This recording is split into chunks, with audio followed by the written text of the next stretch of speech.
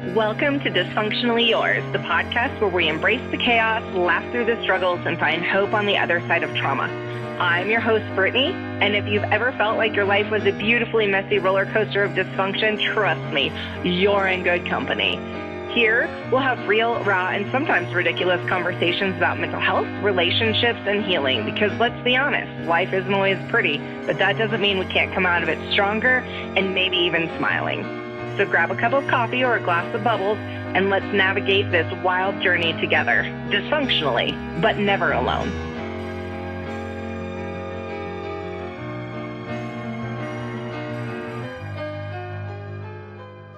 Welcome back, friends, to another episode of Dysfunctionally Yours, the podcast that reminds you that being a little messy does not mean that you are not still magic. Where do I come up with this stuff? Seriously. Are you like, Brittany, that was cheesy? You're welcome. You're welcome. Good morning and happy Monday to you. This episode is going to be a little bit different. It's a special one, and I'll be totally honest, I have vacillated back and forth for a month on recording this one because it marks the anniversary of something that I never wanted to actually have to celebrate, and that's the death of my baby brother. His anniversary is actually this upcoming Friday, and it has already been hell. It has already been hell. And yet we're still here. We're still here. We're still going to get through it because that's what we do. Because that's what resiliency is. Because that's the only way I know how to do anything, is to just keep getting it done. So with that, I will say grief is a little weird. Grief is actually a little rude and actually downright disrespectful. It shows up so uninvited and then is like the guest that refuses to leave. Like, bro, get out of here. I didn't ask you to be here. I don't know why you're staying. And yet it does. It doesn't care about your schedule or your routine or your deadlines. It doesn't care about what you have going on or what you need. It just takes over. And for the first time in my life, I had to face grief in a way that I never had before. And it was deep and it was heavy and it was really confusing and traumatic, kind of grief that just rearranges who you are a little bit without permission. But today is not about loss. It's not just about loss. It's also about the absurd and unexpected things that we learn all while trying to keep breathing, keep working, keep living, keep loving, keep laughing, while also letting myself feel all of the hard and haunted parts of it.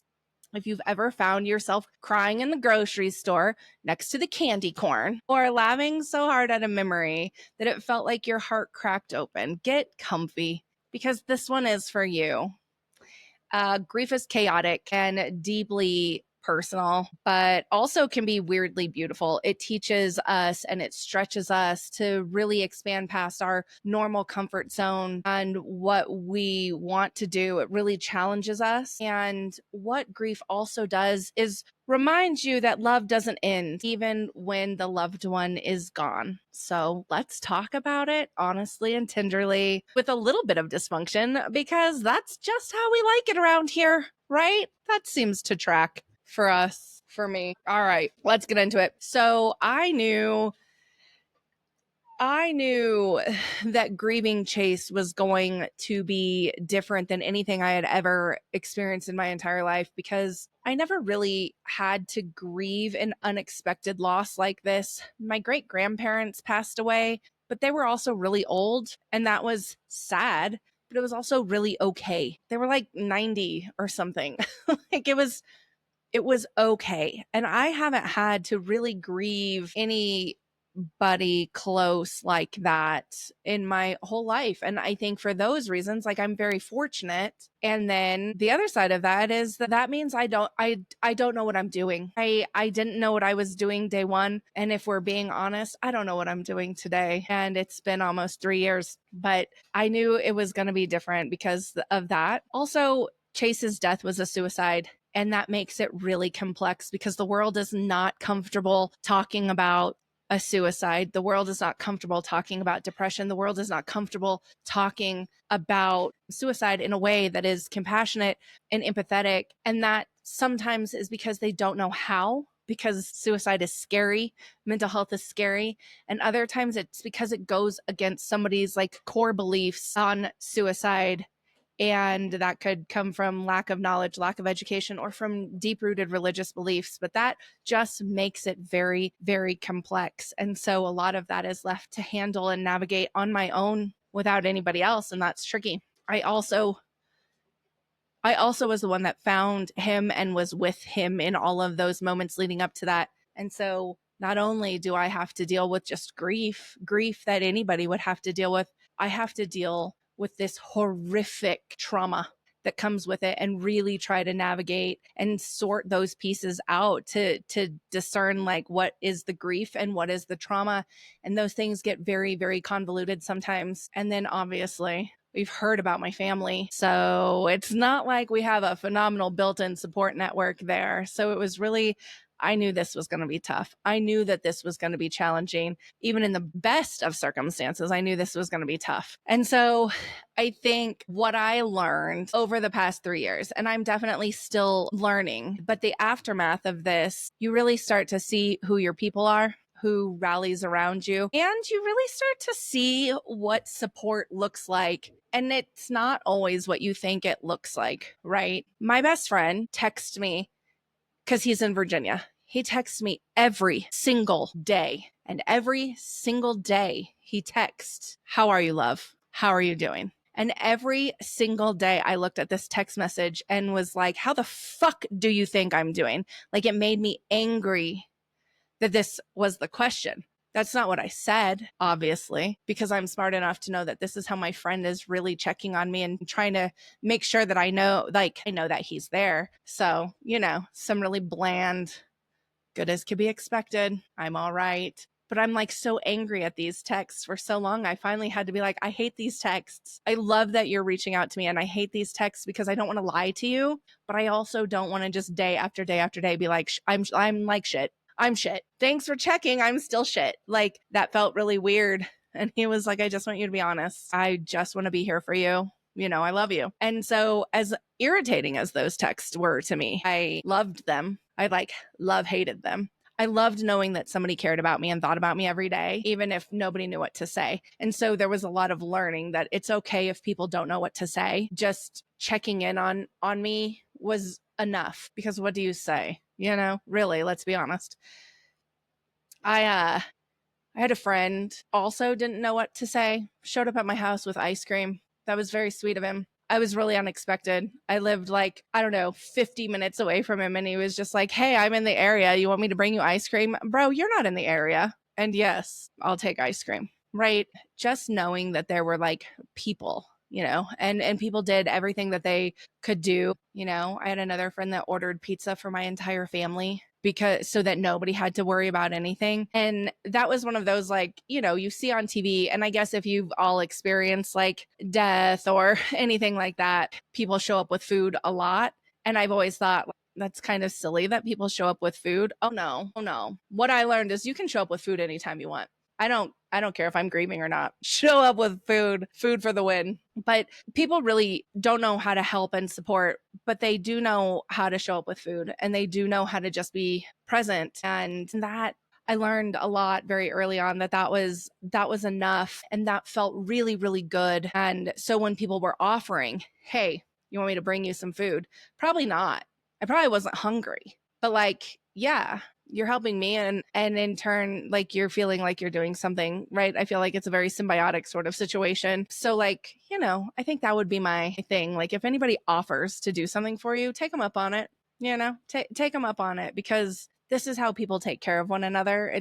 We do the best that we know how. But I learned that afterwards, whereas before I didn't know that, and I wouldn't have thought anything of it. And I think that if I knew somebody that was going through something like that prior to this moment, I would have just been like, well, let me know if you need anything, and really just let it go. But when people are going through the worst time of their life, they don't know what they need. They don't know how to wake up. They don't know how to go to sleep, and they don't know how to hardly breathe, right? If If breathing wasn't this natural thing that we just come out of the womb knowing how to do, we wouldn't know how to do that in those moments. And that's real talk. So, like, why are you asking me what I need out of support? Like, what type of support I need from you? I don't fucking know. Just show up with food. Leave it on the porch if I don't answer the door, right? People need people, and showing up matters. And I really learned that throughout that time. I also got a bunch of invites to go out to dinner, meet up with friends. I didn't want to do that.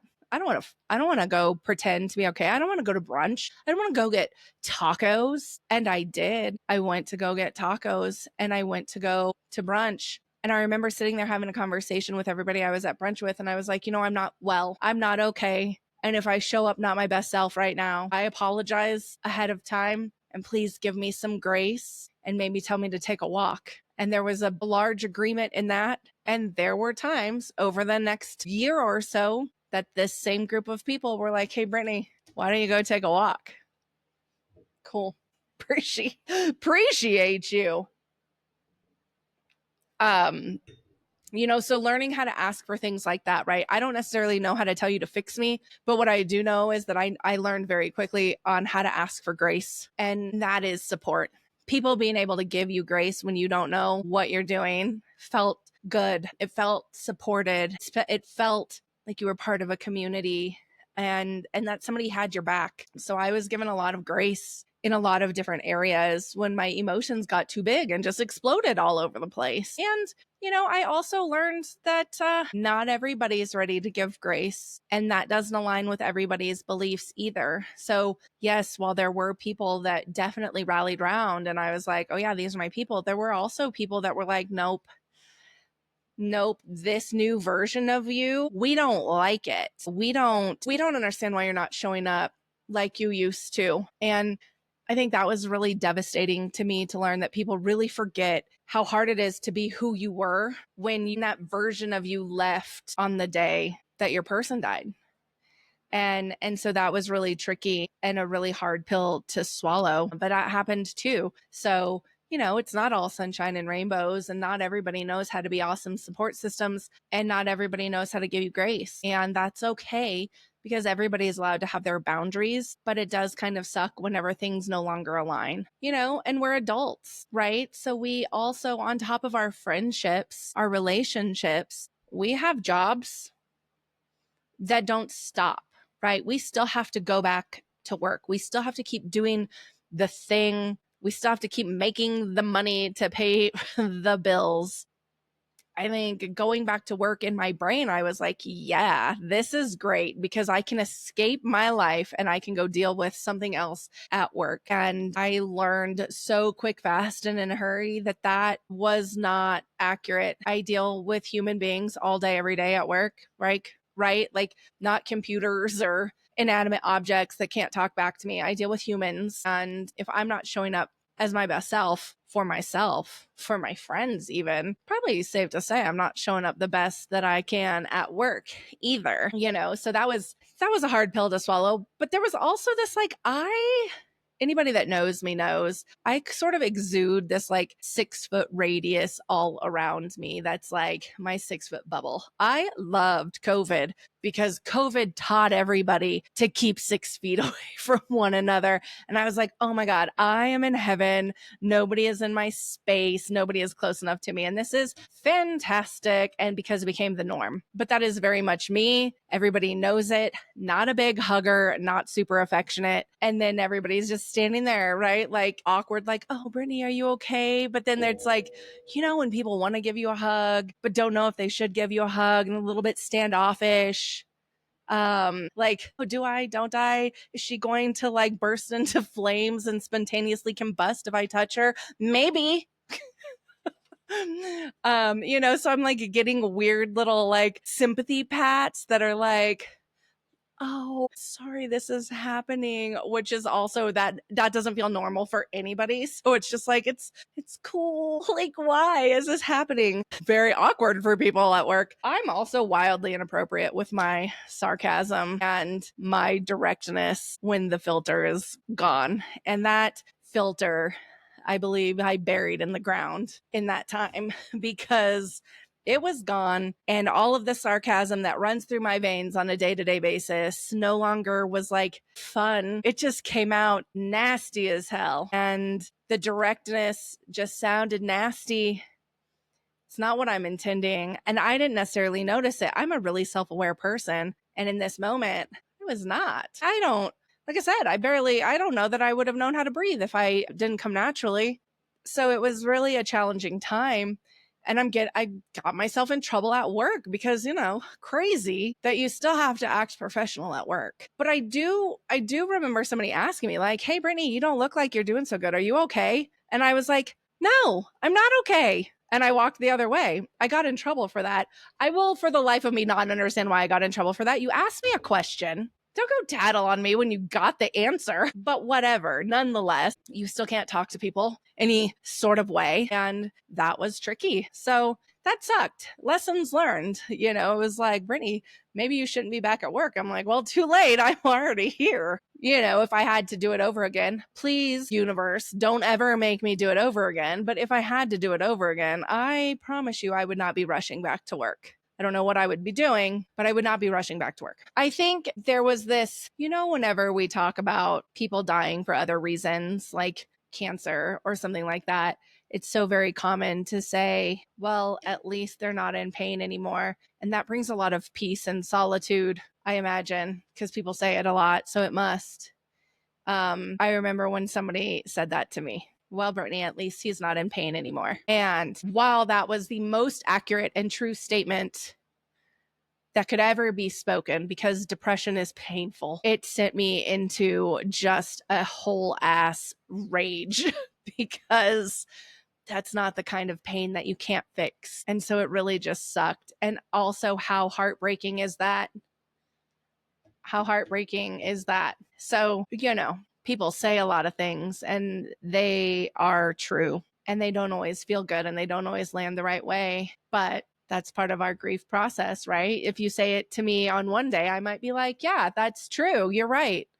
Like if you said it to me today, I might be like, "Yeah, you're right." If you said it to me yesterday, I probably was crying.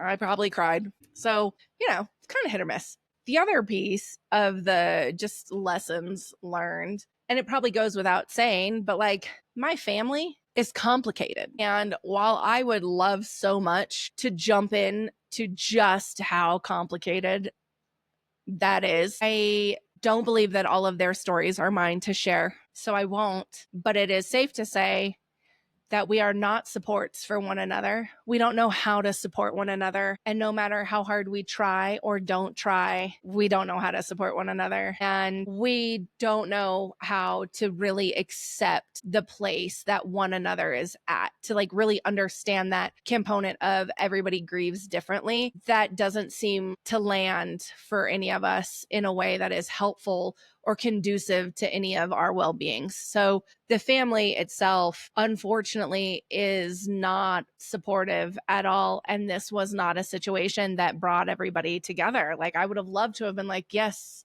this brought us together." This did not. And if anything, helped finish pulling us apart. And I think in some ways that's good. And in some ways that's obviously very, very sad. I know that that's not what Chase wanted. Chase desperately wanted us to just get over our shit and, sing Kumbaya, but we're not really Kumbaya singers. So any hoodles, poodles, all that to be said, grief is also this very like long, messy love story. You're not grieving something you don't like. You're grieving something that you lost that you loved so, so, so much. And grief is not linear at all, right? You don't start in this sad place, and then it's just this perfect straight line of like, sad today, never again, and now I'm healed. It's squiggly messes, it's highs, it's lows all over the place.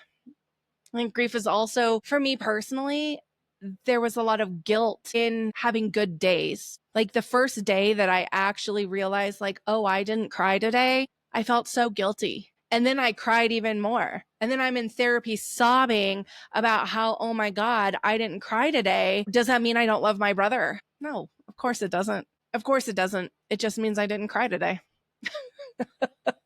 It just means I didn't cry today. And that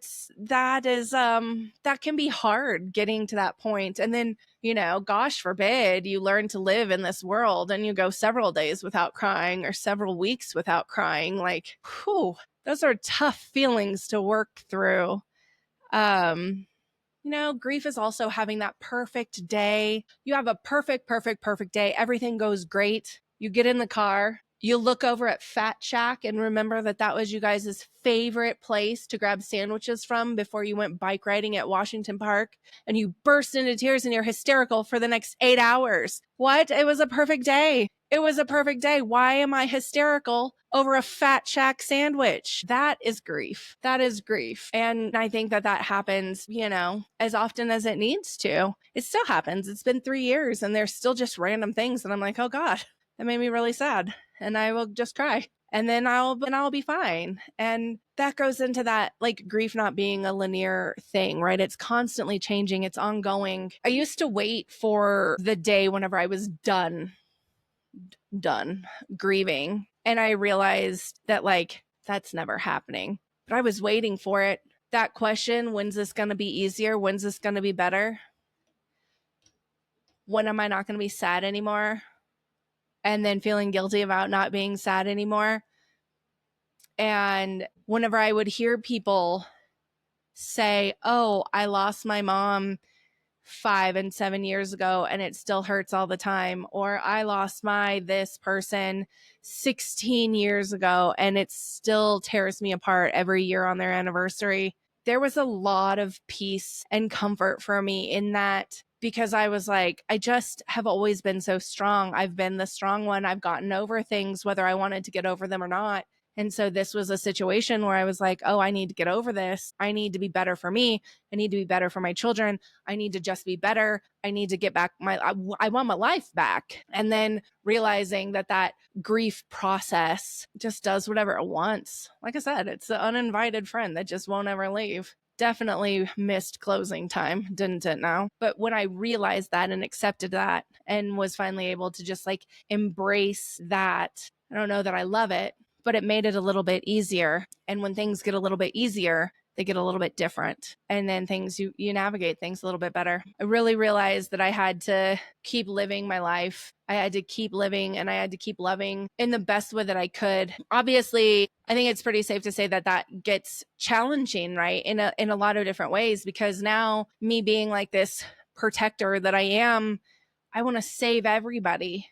I want to save everybody so I don't ever have to deal with this ever again. And also I realize I can't save everybody. And then I'm like, wait, I don't want to save you. I can't save you. And so those are very conflicting, really screwed up my boundaries with my family, screwed up my boundaries with my friends, what I was willing to tolerate, what I wasn't willing to tolerate, because it was like, oh, it's fine. We'll just help everybody since we can help everybody. And oh, we'll just forgive everybody because tomorrow's not guaranteed. And that was challenging because maybe you don't want to help everybody. And yeah, you're right. Tomorrow's not guaranteed. But if I was miserable today because of you, or because I allowed you to I broke my boundaries for you, well, fuck. Doesn't sound like living either. So really, those were some tricky pieces. But in the past 3 years, I've learned to let my grief kind of ride shotgun, not driving the car because it's mine to drive. It's mine to navigate. But, riding shotgun, and occasionally you let shotgun be in charge of the radio or read the map, even if they suck at it. And so that comes with, the good and the bad, the highs and the lows, and really learning to allow both to have their appropriate space. It's okay to have a good day. It's okay to have a good week. It's okay to have a good month. It's okay. It's okay. It doesn't take away the pain and the hurt. It doesn't mean that you don't love that person that is gone, but it is okay to move forward in life and have good moments and celebrate them and be excited for new things to happen. And with all of that being said, it's okay when those lows come to feel them and let them do what they need to do so that you can work through them and pass through them, right? Like, we don't need to detour off the path and go wherever it wants to take us for a long period of time, but we can take a pit stop and we can We can allow ourselves to be sad when we need to be sad, because there is a little bit of processing and healing that comes in those moments as well that we really need to look at, and be okay. And just to give both of those places space, because they're both valid. Like, you're a complex person, and therefore you get to have all of the feelings. You can be happy and sad at the same time. You can be angry and sad at the same time. You can be more than one feeling at one time. And I think that was also a very, very hard thing for me to learn, because yes, I understand depression. I understand suicide. And that doesn't mean that I'm not angry and resentful and hurt that he would make these choices. And it probably took me a year to finally be able to be like, I'm actually really angry at him. And then I felt bad. Like, that was that guilt again. And so again, big feelings that you have to process with any grief, however that grief came about, right? Like, we lose loved ones for all different kinds of reasons that bring about all different types of feelings. So what I also learned throughout all of this, while also allowing space for the highs and the lows, was that I really needed to take care of me. I needed to be able to take time off when I needed to take time off.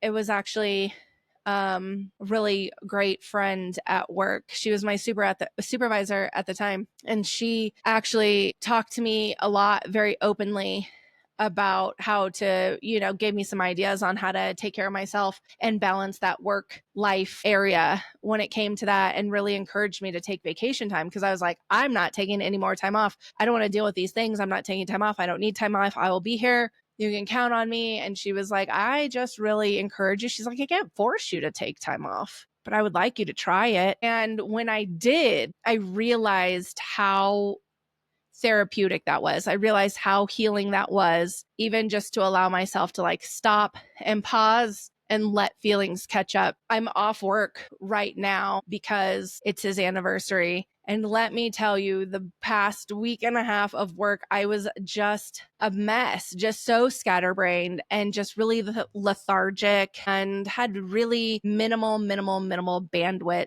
and was struggling with that. And so it was like, this is grief, and it's showing up differently, right? I'm not hysterically crying. I'm not like, oh my God, woe is me. It's so sad. It's the anniversary.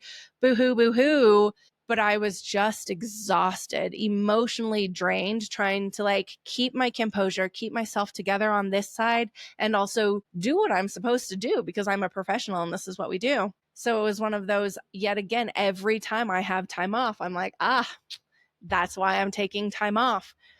And it's okay to take that time off. It's okay to put your phone on do not disturb. And you know what? I'm a really big fan of being a depressed burrito in my bed or on my couch. I'm sure it's because, part of it's a comfort zone, having battled so much depression, that it's like, yep, all things get healed when you cry in bed. But also, like, then I'm done being in bed. Then I need to be up the next day, because I'm like, well, I got shit to do. I'm a whole ass human being, and I got shit to do, and I got animals to take care of, and I have things that I have to handle. So, it's okay. It's okay to be a depressed burrito every once in a while, and to feel things on your time. And I know that that is hard permission to give ourselves, but I really encourage it, like 100%.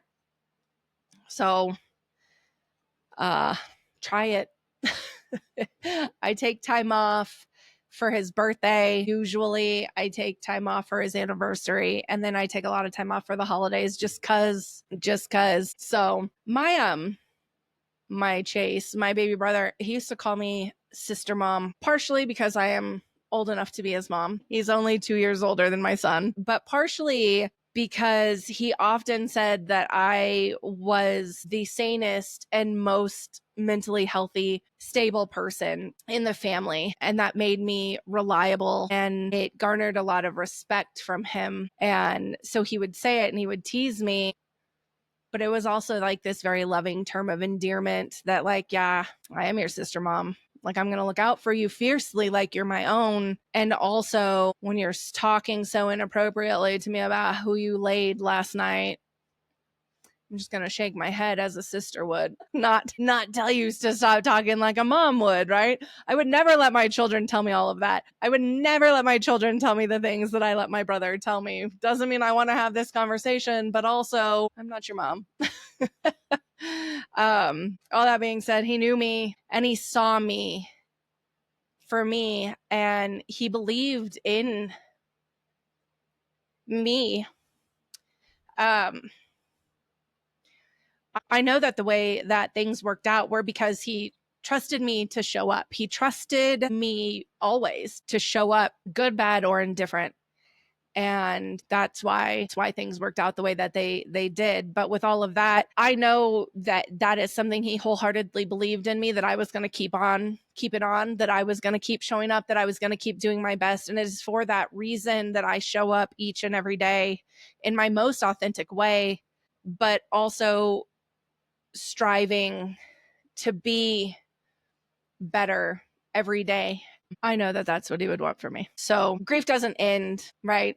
I think is the point. Grief doesn't end. It just sort of changes costumes. Some days it dresses up as sadness. Other days it's like gratitude. And every now and then grief surprises you and shows up with laughter because you loved somebody once that used to make you laugh so hard that you nearly peed your pants in public. I used to think that grief had a finish line, and that if I did enough healing, I'd somehow arrive at this place of closure. But now I know it's not about closing anything. It's about keeping the love open, letting it evolve, and letting it be a part of your joy, your chaos, your growth, and all of your weird, awkward stories. Grief lives next to love, walks beside it, not away from it. And while I wish my brother was still here, I know he's in the lessons, he's in the laughter, and he's in the moments that I surprise myself by surviving a day that I never thought that I would. So if you're grieving, I encourage you to give yourself permission and feel it all. Feel the pain and the peace, feel the confusion, the random jokes you still text them. There is no right way to do any of this, so do it your way. One breath, one laugh, and one day at a time. Thank you for sitting with me through this one. It means more to me than you know. New episodes come out every Monday. You can find this on all streaming platforms as well as on YouTube. You can engage with Dysfunctionally Yours podcast on Instagram and TikTok. So don't forget to like, subscribe, and share with all of your friends. Until next time, remember, being a little dysfunctional just means you're still trying. Don't be afraid to be great. Toodles, poodles, bye.